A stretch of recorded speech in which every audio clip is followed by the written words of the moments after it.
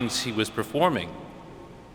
The large crowd following him needs to be fed. And Jesus recognizes this, for he knows the crowd's needs and he responds to those needs.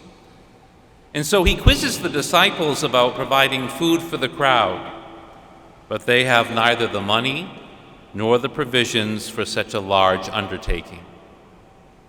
This rather lengthy conversation between the disciples and Jesus indicates that possibly the disciples cannot cope with this situation.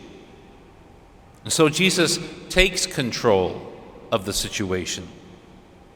Jesus sits the people down on the grass, which reminds us of the verdant pastures in the Psalm of the Good Shepherd, Psalm 23, which was the responsorial psalm for last Sunday.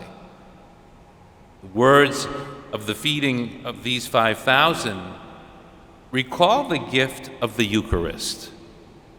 For we heard Jesus took the loaves, gave thanks, and distributed them. Fragments were collected as the meal cannot perish. And so here are the strong connections with the celebration of the Eucharist.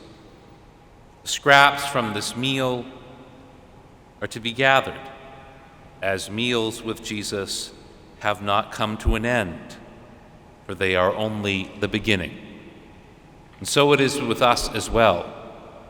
When we come here week after week, Sunday after Sunday, to celebrate the Eucharist, it is not the end of us being disciples of Jesus.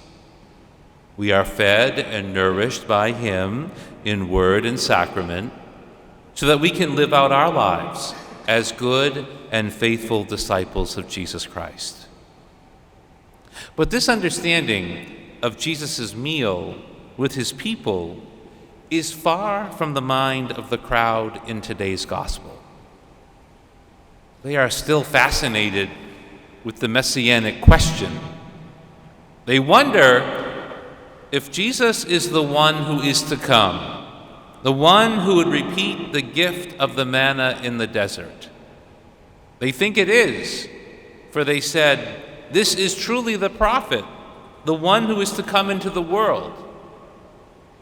But Jesus will not be the king that they want, and so he leaves them. He leaves alone. Jesus nourishes his people, but they misread the significance of the feeding. The crowd wanted to make Jesus the bringer of the manna into being a messianic king. But Jesus has other plans.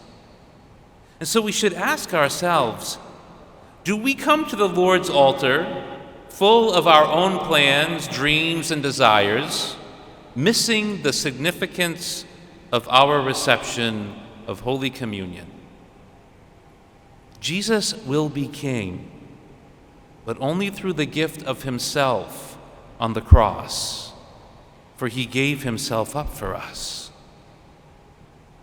And so we ask ourselves, do we celebrate Jesus' Eucharistic presence as a chance to recognize our need to receive his self-giving love and our responsibility to show such love to others? If we do, we also must show the love of Christ to others, to our brothers and sisters. For that is what we are called to do as a Christian people.